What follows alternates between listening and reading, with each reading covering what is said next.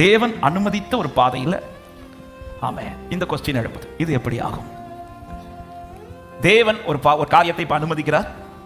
அந்த காரியத்தை தேவதூதன் வந்து மரியாள்கிட்ட சொன்னதுமே மரியாளுக்குள்ள எழும்புகிற ஒரு கொஸ்டின் தான், இது எப்படி ஆகும்?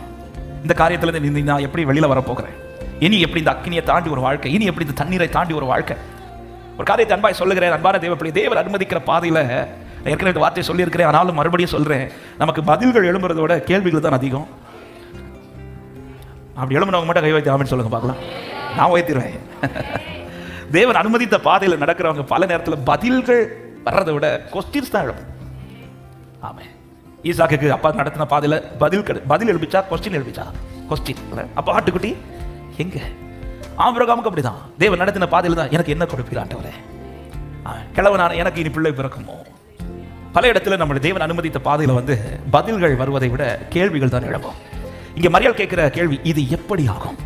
தேவன் அனுமதித்த பாதையில இப்படி ஒரு கேள்வி எழும்புதுன்னா அதுக்கு ஒரே ஒரு ஆன்சர் தான். அதுதான் 37வது வசனத்தில் சொல்லப்பட்டிருக்கிறது, தேவனாலே கூடாத காரியம் ஒன்றுமே இல்லை. கரங்களை உயர்த்தி சத்தமா ஆமென் சொல்லுங்க பார்க்கலாம். ஏன் இந்த வார்த்தையை நான் இன்னைக்கு எடுத்தேன் என்றால், இதுல வேற எதையுமே கர்த்தர் அப்ளை பண்ணல. மரியாளை உன் பலன் என்றும் சொல்லல, மரியாளை இந்த மனுஷன் மூலம் என்றும் சொல்லல. அந்த இடத்துல வேற எதுவுமே கர்த்தர் சொல்லல. ஒரே வேர்டு தான், இது எப்படி ஆகும்? இது தேவனாலே ஆகும். ஆமே, தேவ பிள்ளையை தைரியமா சொல்லுங்க. இன்னைக்கு நம்புவதற்கு எதுவுமே உங்களை சுற்றி இல்லாமல் இருக்கலாம், நடப்பதற்கான எந்த வாய்ப்புமே இல்லாமல் இருக்கலாம். ஆனால் நான் ஆராதிக்கிறேன் தெய்வத்தால எல்லாம் கூடும் என்று விசுவாசிக்கிற தேவ பிள்ளைங்க மட்டும் நல்ல கைகளை தட்டி ஒரே ஒரு பதில் தான், தேவனாலே கூடாத காரியம் ஒன்றும் இல்லை.